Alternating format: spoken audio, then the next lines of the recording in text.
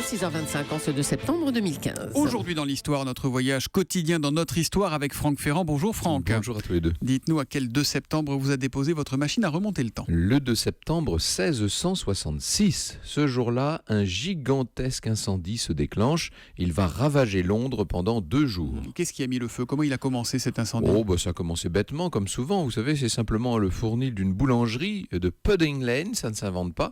C'est cette boulangerie qui a pris feu. Le boulanger et sa famille ont réussi à sortir, mais le bâtiment s'embrase et surtout, les flammes gagnent les habitations alentours. Ce qu'il faut vous dire, c'est qu'à l'époque, les constructions sont en bois et que les rues sont très étroites. Alors là, on imagine facilement la panique générale, non? Ah oui, c'est le sauve qui peut, on peut le dire. Certains lancent leurs meubles par les fenêtres, d'autres grimpent avec leurs valeurs sur des barges. Le seul moyen de circonscrire l'incendie, ça aurait été d'abattre des maisons pour stopper la propagation. Mais les propriétaires, et ça on peut les comprendre, ont beaucoup hésité. Et pendant ce temps, le vent souffle, le feu ne cesse de prendre de l'ampleur, et bientôt on a l'impression que le ciel de Londres lui-même s'est embrasé.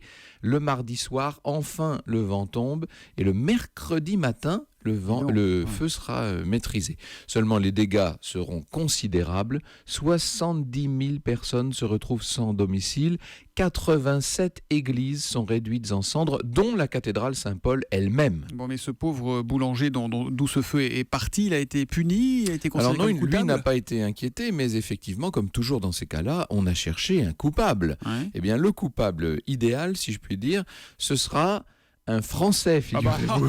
Tiens, comme par hasard. Bien sûr, Robert Hubert, il s'appelle, c'est une sorte de simple d'esprit qui va être accusé, qui sera pendu le 28 septembre.